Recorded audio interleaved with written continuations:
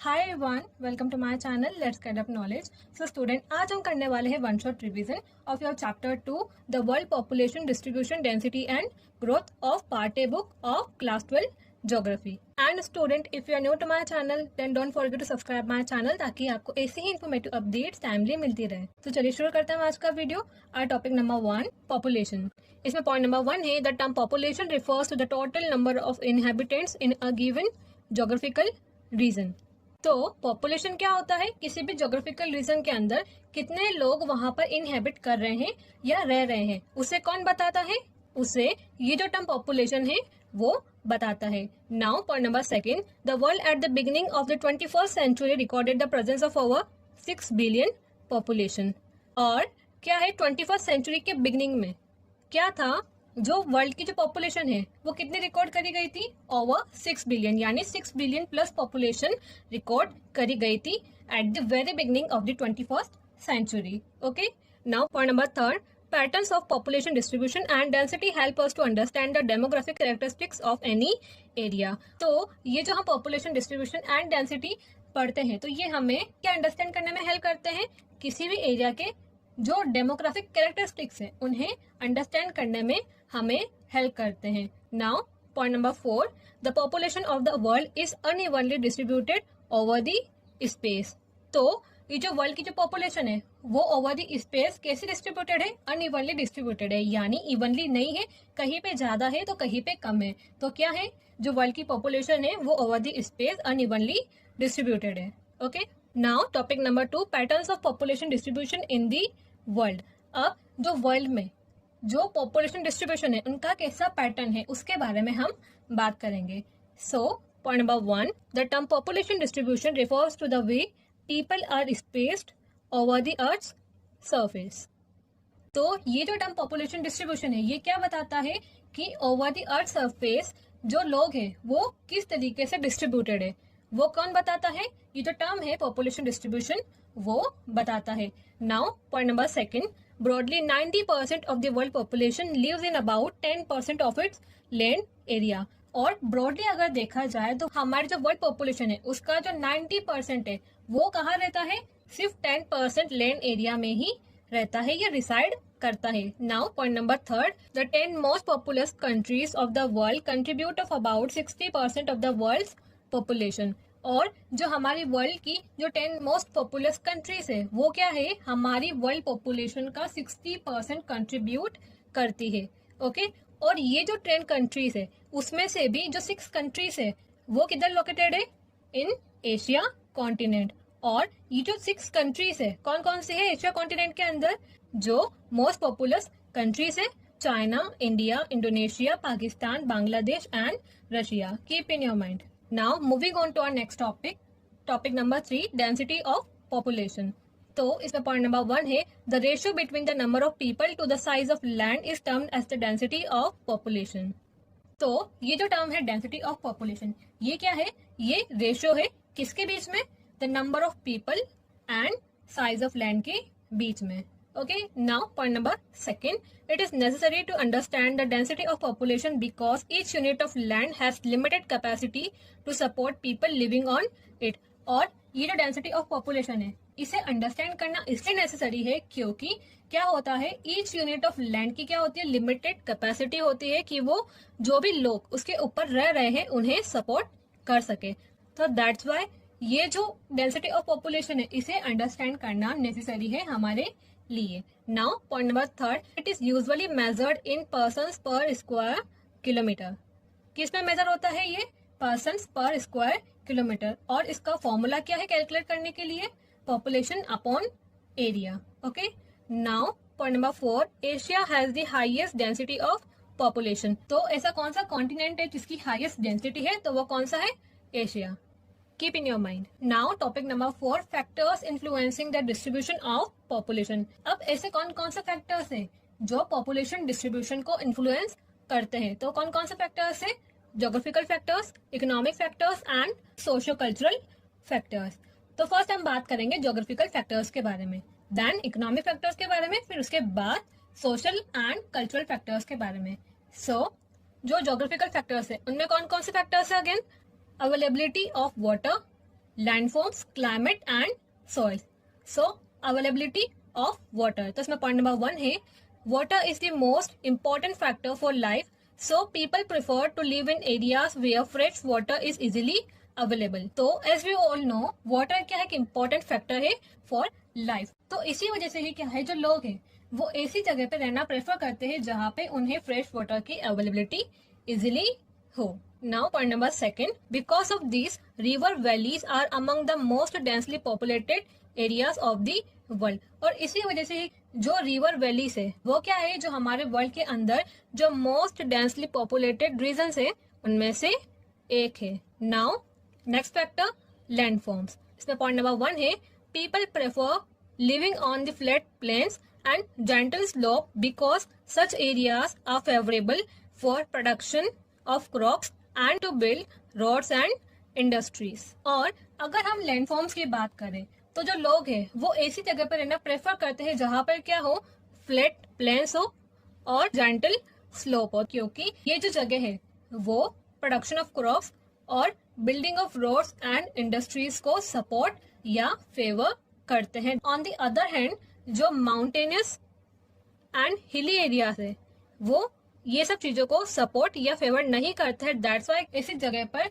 जो लोग हैं वो रहना प्रेफर नहीं करते हैं। Now point number 2, that's why plains क्या है डेंसली पॉपुलेटेड रीजन है एंड जो माउंटेन्स और जो हिली एरियाज है वो क्या है स्कैर्सली पॉपुलेटेड रीजन है। नाउ क्लाइमेट, इसमें पॉइंट नंबर 1 है areas with a comfortable climate where there is not much seasonal variation attract more people. तो ऐसे एरियाज जहाँ पर क्या हो कंफर्टेबल क्लाइमेट हो या प्लेजेंट क्लाइमेट हो जिसमें जो सीजनल वेरिएशन है वो इतना नहीं देखा जाता है, तो ये जो एरियाज है वो लार्ज नंबर ऑफ पीपल है उनको अट्रैक्ट करते हैं। Now point number 2, areas with a very heavy rainfall और extreme and harsh climates have low population. और ऑन द अदर हैंड ऐसे एरियाज जहाँ पर हैवी रेनफॉल देखा जाता हो और एक्सट्रीम एंड हार्श क्लाइमेट यानी अनप्लेजेंट क्लाइमेट देखा जाता है तो वहां पर लो पॉपुलेशन रिसाइड करती है। नाउ नेक्स्ट फैक्टर सॉइल, इसमें पॉइंट नंबर 1 है fertile soils are important for agricultural and allied activities. तो ये जो फैक्टर है सॉइल ये भी एक इम्पोर्टेंट रोल प्ले करता है। क्यों? क्योंकि ये जो फर्टाइल सॉइल्स है वो क्या है एग्रीकल्चरल एंड एलाइड एक्टिविटीज यानी एग्रीकल्चर और उससे रिलेटेड जो अदर एक्टिविटीज होती है उसके लिए इम्पोर्टेंट है। सो दैट्स वाई ऐसे रीजन जहाँ पर जो फर्टाइल सॉइल की अवेलेबिलिटी होती है तो ऐसे रीजन क्या होते हैं डेंसली पॉपुलेटेड रीजन होते हैं या ऐसे region small number of people को अट्रैक्ट करते हैं। Now point number 2, therefore areas which have fertile loamy soils have more people living on them as these can support intensive agriculture। तो ऐसे areas जहाँ पर फर्टाइल लोमी सॉइल फाउंड होती है तो वहाँ पे क्या होता है मोर नंबर ऑफ पीपल रहते हैं। क्यों? क्योंकि ये जो एरिया है वो किसे सपोर्ट करता है इंटेंसिव एग्रीकल्चर को सपोर्ट करता है। That's why. Now economic factors, और इसमें अगेन कौन कौन से फैक्टर्स है मिनरल्स, अर्बनाइजेशन एंड इंडस्ट्रियलाइजेशन। तो फर्स्ट हम बात करेंगे मिनरल्स के बारे में। तो इसमें पॉइंट नंबर 1 है areas with mineral deposits attract industries. तो ऐसे एरियाज जहाँ पर मिनरल डिपॉजिट्स फाउंड होते हैं तो ऐसे एरियाज क्या करते हैं इंडस्ट्रीज को अट्रैक्ट करते हैं। और इसके साथ ही जो इंडस्ट्रियल एंड जो माइनिंग एक्टिविटीज है वो क्या करते हैं एम्प्लॉयमेंट जनरेट करते हैं। Okay, now point number 2, so skilled and semi skilled workers move to this areas and make them densely populated. तो इस एरियाज में सेमी स्किल्ड प्लस जो स्किल्ड वर्कर्स है वो आते हैं और इसी वजह से क्या है ऐसे एरियाज क्या होते हैं डेंसली पॉपुलेटेड होते हैं। Now urbanisation, point number 1, good civic amenities and the attraction of city life draw people to the cities. तो गुड सिविक अमेनिटीज यानी जो गुड फैसिलिटीज जो किसे अवेलेबल होती है जो सिटीज में जो लोग रहते हैं उनको अवेलेबल होती है, तो उन फैसिलिटीज को अवेल करने के लिए और उसके साथ ही जो सिटी लाइफ है वो जो लोग हैं उनको अट्रैक्ट करती है। तो इसी वजह से क्या है जो लोग हैं वो सिटीज में आते हैं to reside there. Okay, now point number 2, it leads to rural to urban migration and cities grow in size. तो इसी वजह से क्या हो रहा है जो लोग हैं उनका क्या हो रहा है रूरल एरिया से माइग्रेशन हो रहा है टू दी अर्बन एरियाज और अर्बन एरियाज या जो सिटीज है वो साइज में ग्रो होती जा रही है in terms of population. Now industrialisation, तो इसमें पॉइंट नंबर 1 है industrial belts provide job opportunities and attract large number of people. तो ये जो इंडस्ट्रियल बेल्ट है वो क्या है, लोगों को जॉब अपॉर्चुनिटीज प्रोवाइड करती है और इसी वजह से क्या है, ये लार्ज नंबर ऑफ पीपल को अट्रैक्ट करती है to these areas. Now point number 2, these include not just factory workers but also transport operators, bank employees etcetera. और ये जो हम कह रहे हैं कि ये लार्ज नंबर ऑफ पीपल को अट्रैक्ट करता है, तो इसमें सिर्फ फैक्ट्री वर्कर्स ही नहीं है बल्कि उनके साथ ही ये जो और दूसरे जो लोग हैं उनको भी एम्प्लॉयमेंट अपॉर्चुनिटीज प्रोवाइड करता है, जैसे transport operators, bank employees etcetera. Now अब हम बात करेंगे सोशल एंड कल्चरल फैक्टर्स के बारे में। तो इसमें कौन कौन से factors, social factor and cultural factor. तो फर्स्ट सोशल फैक्टर्स में पॉइंट नंबर 1 है people tends to move away from the places where there is social and political unrest. तो जो लोग हैं वो ऐसी जगह रहना प्रेफर नहीं करते हैं जहां पर सोशल एंड पॉलिटिकल अनरेस्ट यानी सोशल एंड पॉलिटिकल स्टेबिलिटी नहीं देखी जाती है, तो ऐसी जगह से लोग दूर जाने लगते हैं और इसी वजह से क्या है, ऐसी जगह पे जो लो पॉपुलेशन है वो डिसाइड करती है। Now cultural factor, point number 1, some places attract more people because they have religious और कल्चरल सिग्निफिकेंस। तो ऐसी जगह जिसका क्या हो, रिलीजियस और कल्चरल सिग्निफिकेंस हो, यानी ऐसी जगह जो क्या हो, किसी रिलीजन या किसी कल्चरल से जुड़ी हुई हो, तो ऐसी जगह क्या करती है, लार्ज नंबर ऑफ पीपल या कह सकते हैं कि मोर पीपल को अट्रैक्ट करती है to these places. Fine. Now topic number 5, population growth. इसमें पॉइंट नंबर 1 है द पॉपुलेशन ग्रोथ और population change refers to the change in number of inhabitants of a territory during a specific period of time.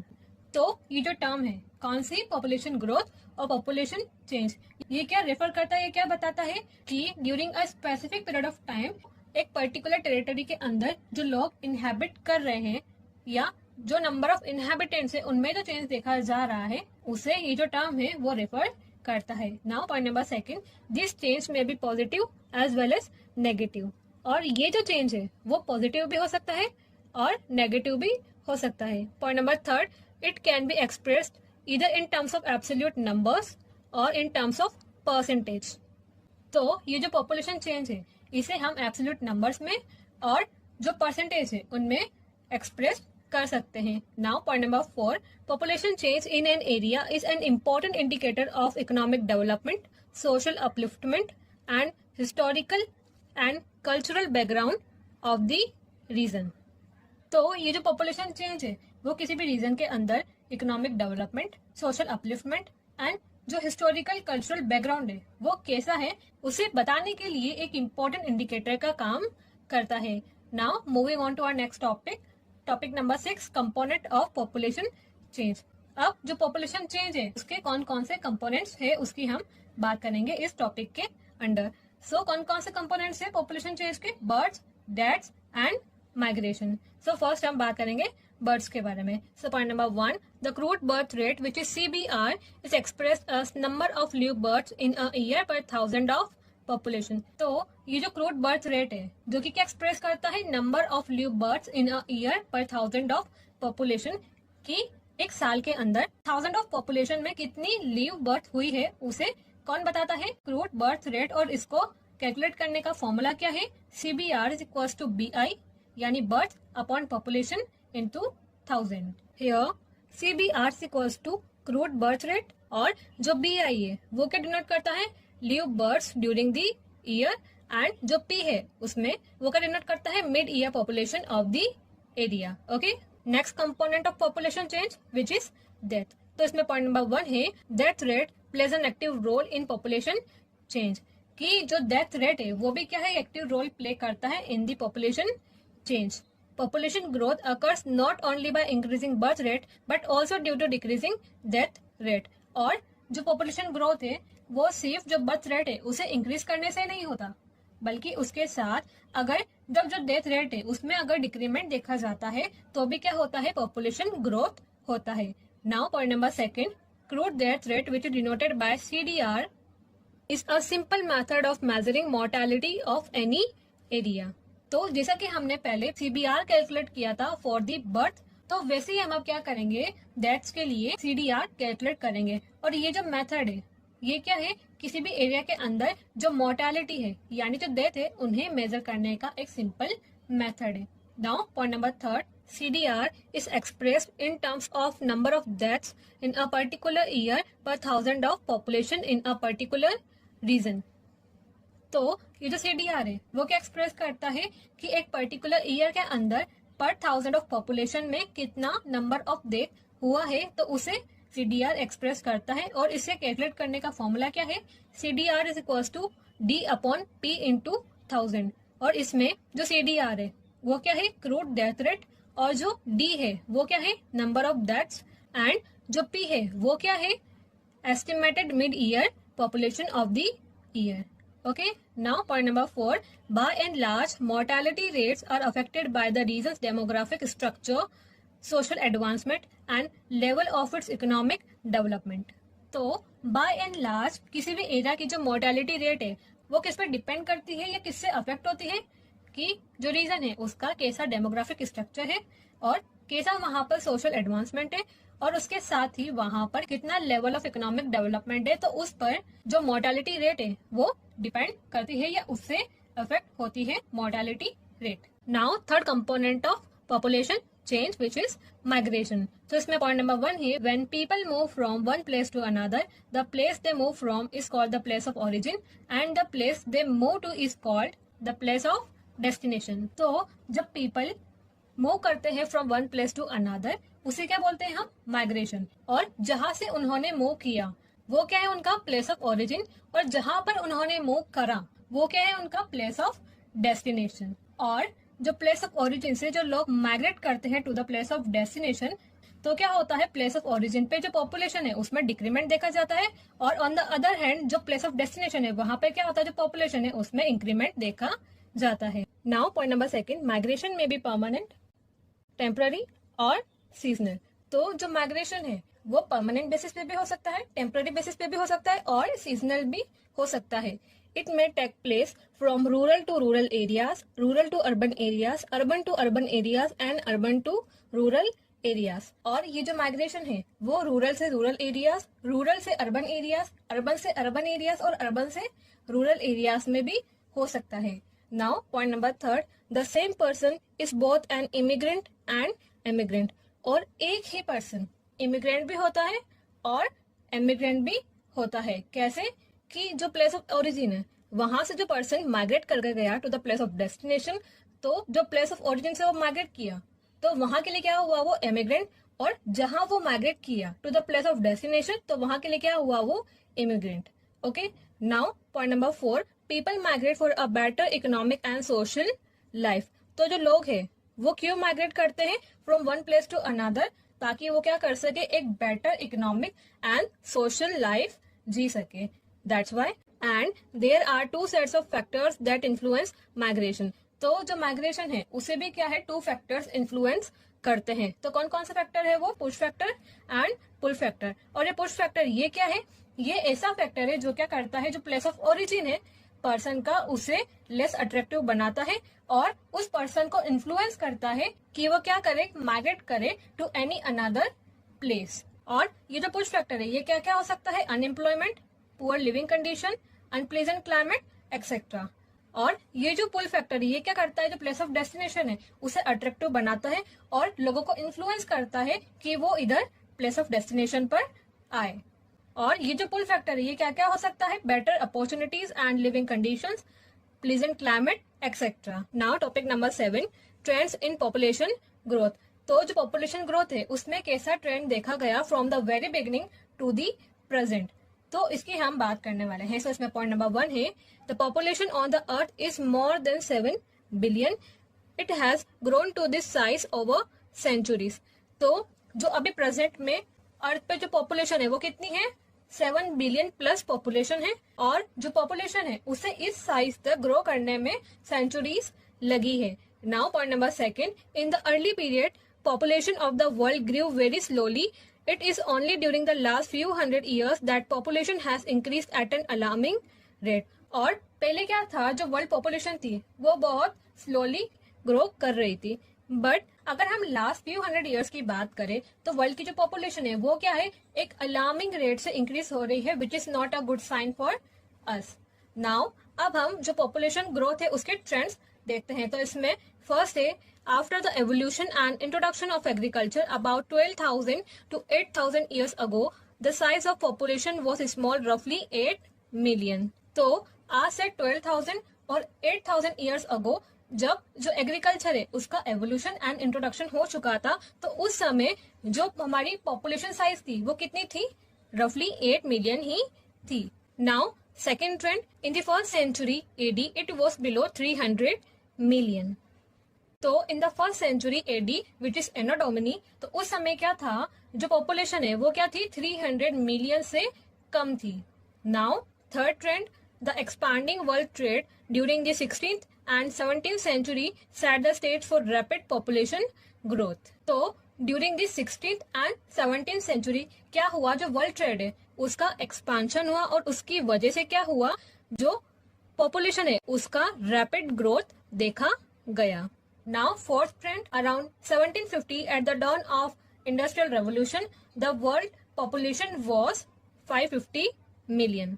तो around 1750 जब industrial revolution उसके beginning में था, तब क्या था, उस समय जो वर्ल्ड पॉपुलेशन थी वो कितनी थी, 550 million. Now trend fifth, world population exploded in the 18th century after the industrial revolution.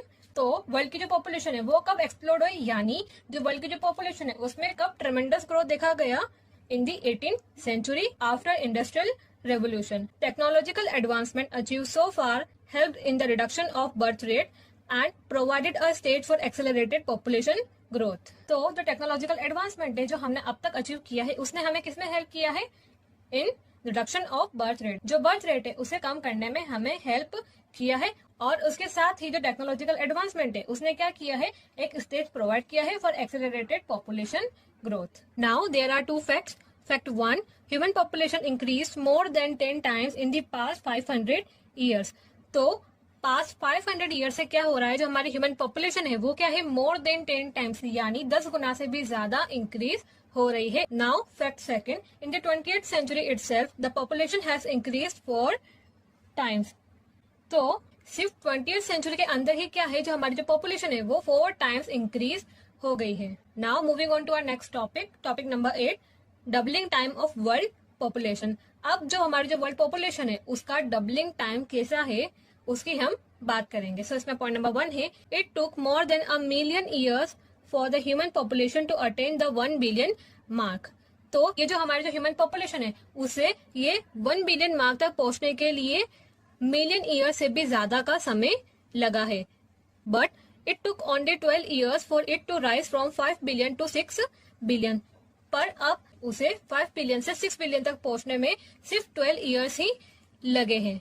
तो ये जो 2 फैक्ट्स है ये शो करता है हमें कि जो हमारी जो वर्ल्ड पॉपुलेशन है उसका जो डबलिंग टाइम है वो फास्टली रिड्यूस हो रहा है। Now point number second, there is a great variation among regions in doubling their population. Developed countries take more time to double their population as compared to developing countries. अभी जो doubling of population है इसमें भी क्या हो रहा है, region wise great variation देखा जा रहा है।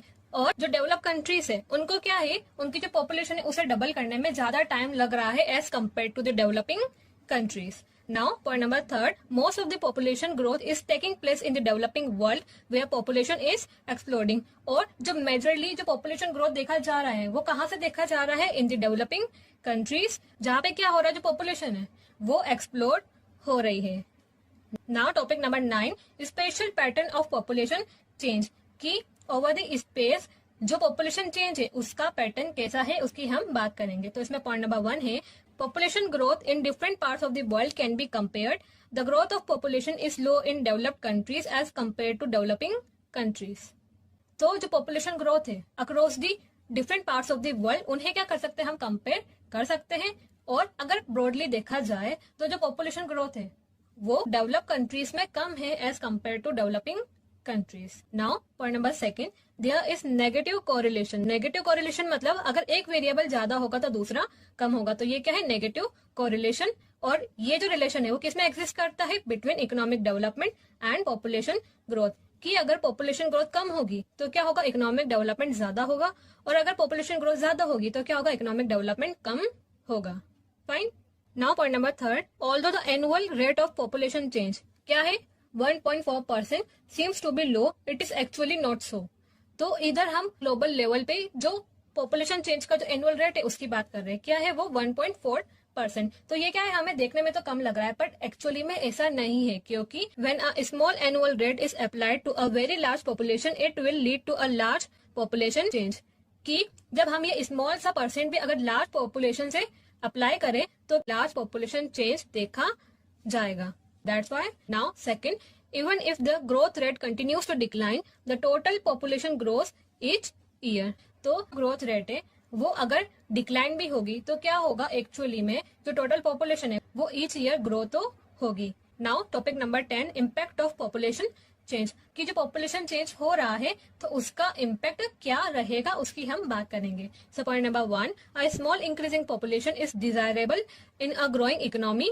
However, population growth beyond a certain level leads to problem of these. The depletion of resources is the most serious. तो किसी भी कंट्री के इकोनॉमी के अंदर अगर पॉपुलेशन के अंदर स्मॉल इंक्रीज हो रहा है तो वो तो डिजायरेबल है, बट अगर वो जो पॉपुलेशन ग्रोथ है वो बियॉन्ड सर्टेन लेवल यानी अलार्मिंग रेट से इंक्रीज हो रही है, या कह सकते हैं कि जो ह्यूमन पॉपुलेशन है अगर उसमें हाईली ग्रोथ देखा जा रहा है जो कि अनसस्टेनेबल है, तो वो क्या है, प्रॉब्लम क्रिएट करेगा, और उसमें से depletion of resources most serious problem है। Now point number 2, population decline is also a matter of concern. तो सिर्फ पॉपुलेशन का एक्सप्लोड होना ही मैटर ऑफ कंसर्न नहीं है, अगर पॉपुलेशन डिक्लाइन भी हो रही है तो वो भी क्या एक मैटर ऑफ कंसर्न है। क्यों? क्योंकि ये शो करता है कि जो पहले जो रिसोर्सेज पॉपुलेशन को सपोर्ट कर रहे थे but now they are proving insufficient to maintain the population. Okay, now अब जो 2 फैक्ट है, fact number 1, annual rate of population change, ये ग्लोबल लेवल पे हम बात करें तो वो क्या है 1.4%। And annual population growth rate in India as per the census 2011 क्या है 1.64%। And decadal population growth rate in India as per the census 2011 क्या है 17.64%। Keep in your mind. Now fact number 2, some developed countries will take 318 years to double their population, whereas some countries still do not show symptoms of doubling their population. तो जो कुछ develop countries है उन्हें उनकी जो population है उसे double करने में कितना टाइम लग रहा है, 318 ईयर्स लग रहे हैं, और कुछ तो ऐसी डेवलप कंट्रीज है जो डबलिंग ऑफ पॉपुलेशन का सिम्टम्स शो नहीं कर रही है। Now moving on to our next topic, demographic transition. Student, this topic is very important for your exam point of view, so prepare it well. Now, demographic transition theory can be used to describe and predict the future population of any area. तो ये जो demographic transition theory है इसे क्यों use करा जाता है कि किसी भी एरिया का जो फ्यूचर पॉपुलेशन है उसे डिस्क्राइब और प्रिडिक्ट किया जा सके, इसलिए ये जो डेमोग्राफिक ट्रांजिशन थ्योरी है इसे यूज करा जाता है। Now point number 2, the theory tells us that population of any region changes from. तो ये जो थ्योरी है ये क्या बताता है, किसी भी रीजन की जो पॉपुलेशन है वो चेंज हो रही है from rural agrarian plus illiterate society, जहाँ पे क्या है बर्थ रेट भी ज्यादा है और डेथ रेट भी ज्यादा है। तो वो किस में चेंज हो रही है, urban industrial plus literate society, जिसमें क्या है बर्थ रेट भी कम है और डेथ रेट भी कम है। Now point number 3, these changes occur in stages which are collectively known as demographic cycle। और ये जो चेंजेस है ये क्या है, एक स्टेज में अकर होता है और इन सबको कलेक्टिवली क्या बोलते हैं हम, demographic cycle. Okay, now point number 4, 3 stage model of demographic transition theory. तो ये जो फिगर है ये किसका है, 3 stage model of demographic transition theory. इसमें ये जो स्टेज 1 है इसकी हम फर्स्टली बात करेंगे। सो फर्स्ट स्टेज और स्टेज नंबर 1 इसमें क्या है, फर्टिलिटी और जो बर्थ रेट है वो भी ज्यादा है, और उसके साथ ही जो मोर्टेलिटी और जो डेथ रेट है वो भी क्या है, ज्यादा है। और ऐसा इस स्टेज में क्यों हुआ, क्योंकि पहले डेथ हो रही थी due to epidemics and food supply variability. तो इसे कंपनसेट करने के लिए जो लोग हैं वो नंबर ऑफ चिल्ड्रन ज्यादा रिप्रोड्यूस कर रहे थे। तो इसी वजह से क्या इस स्टेज में बर्थ रेट और जो फर्टिलिटी रेट है वो भी ज्यादा है, और जो मोर्टेलिटी और जो डेथ रेट है वो भी ज्यादा है। एंड सेकेंड, इस स्टेज में क्या है, जो पॉपुलेशन ग्रोथ है वो भी स्लो है, क्योंकि as we can see in the graph white gap है, ये क्या है पॉपुलेशन ग्रोथ है, तो ये हमें कम विजिबल हो रहा है। दैट मीन्स उस समय जो पॉपुलेशन ग्रोथ थी वो कैसी थी, स्लो थी, और इसके साथ ही जो डेथ रेट थी वो भी ज्यादा थी। तो इसी वजह से क्या है, जो लाइफ एक्सपेक्टेंसी है वो भी लो थी in this stage. Now most of the people are engage in agriculture, और इस स्टेज में क्या है, जो मोस्टली पीपल कौन से ऑक्यूपेशन में एंगेज थे, इन एग्रीकल्चर। और कैसी फैमिली थी, लार्ज फैमिलीज थी, as people are reproducing more to compensate the that's why, and people are mostly illiterate. तो इस स्टेज में क्या था, जो लोग हैं वो क्या थे, मोस्टली इलिटरेट थे, यानी उन्हें पढ़ना लिखना नहीं आता था। और उसके साथ ही स्टेज 1 में लेवल ऑफ टेक्नोलॉजी कैसा था, लो था। Now 200 years ago all the countries of the world were in this stage। तो आज से 200 years पहले जितनी भी जो वर्ल्ड की जो कंट्रीज थी वो इस स्टेज में लाई करती थी। नाउ स्टेज 2 और सेकंड स्टेज। तो इस स्टेज में क्या था, जो फर्टिलिटी रेट थी वो क्या थी, शुरुआत में तो ज्यादा थी, but with the passage of time वो क्या करा, उसने डिक्लाइन करा। और उसके साथ ही जो मोर्टेलिटी रेट यानी जो डेथ रेट थी वो क्या थी, सेकंड स्टेज में कम हुई थी।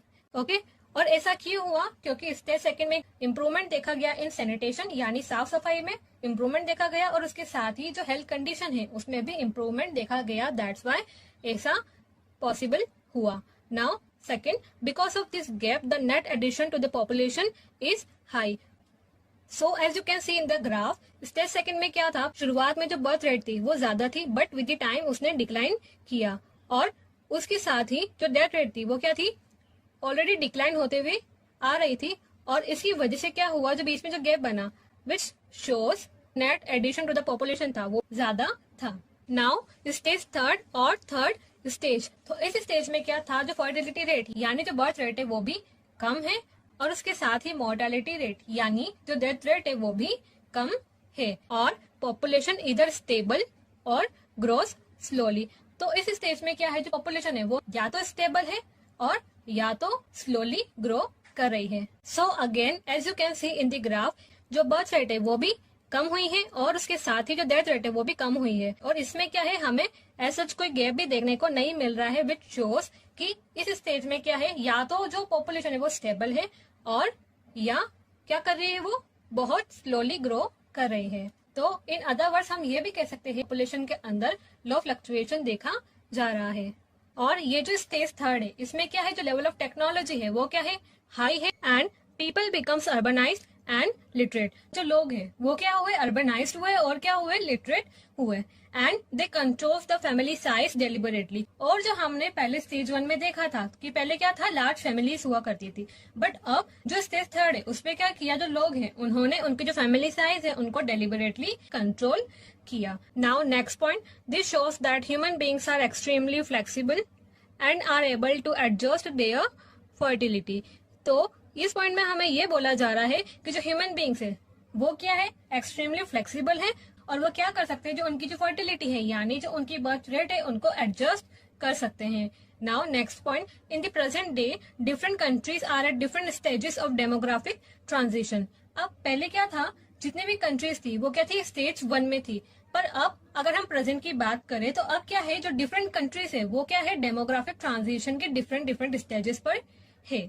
Now next topic number 12, population control measures. की जो पॉपुलेशन जो बढ़ रही है उनके कंट्रोलिंग मेजर्स की हम इस टॉपिक में बात करने वाले हैं। So point number 1, family planning is the spacing और preventing the birth of children. Access to family planning services is a significant factor in limiting population growth and improving women's health. तो जो first population control measure क्या है, family planning, जो क्या करे, जो birth of children है उनको प्रिवेंट करे या स्पेस दे।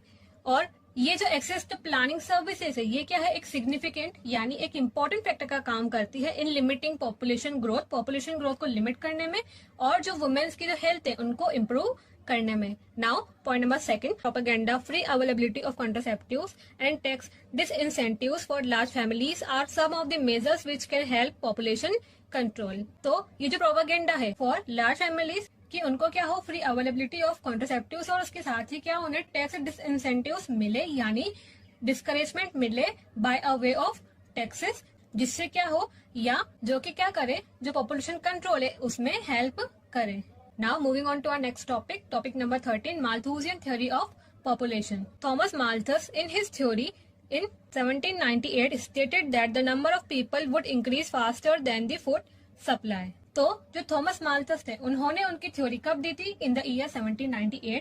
तो उन्होंने इसमें क्या कहा कि जो नंबर ऑफ पीपल है वो क्या कर रहे हैं? फूड सप्लाई से फास्टर रेट में इंक्रीज कर रहे हैं. Now next point, any further increase would result in a population crash caused by famine, disease and war. The preventive checks are better than the physical checks. और अगर population में और ज्यादा increment देखा गया तो इसकी वजह से क्या होगा? पॉपुलेशन क्रैश होगा, जो किसके थ्रू कॉज होगा? By famine, disease and war. और उसके साथ ही इसमें क्या बोला गया है कि the preventive checks are better than the physical checks. इसमें ये फिजिकल चेक्स कौन कौन से हैं? Famine, disease, war etcetera. तो इसमें ये बोला गया है कि इन फिजिकल चेक्स से बेटर है क्या? प्रिवेंटिव चेक्स, जैसे लेट मैरिज करना और जो चाइल्ड मैरिज है उनको रोकना. तो ये क्या है? प्रिवेंटिव चेक्स है. ये क्या है? फिजिकल चेक से बेटर है, ऐसा इस थ्योरी में बोला गया. Now next point, for the sustainability of our resources the world will have to control the rapid population increase. तो जो रिसोर्सेज है उनकी सस्टेनेबिलिटी के लिए, यानी जो रिसोर्सेज है उनको सस्टेनेबल वे में यूज करने के लिए हमें क्या करना होगा? कि जो रैपिड पॉपुलेशन इंक्रीज है उन्हें कंट्रोल करना होगा. तो ऐसा इस माल्थुसियन थ्योरी ऑफ पॉपुलेशन में बोला गया. So student, this is all about today's video. Hope this video proved to be helpful for you, and if you have any query then you can comment me down in the comment section. और channel को तो subscribe नहीं किया है तो please to subscribe my channel, ताकि आपको ऐसे ही इन्फॉर्मेटिव अपडेट्स टाइमली मिलती रहे. So thanks for watching. मिलते हैं नेक्स्ट वीडियो में. Till then thank you and bye bye.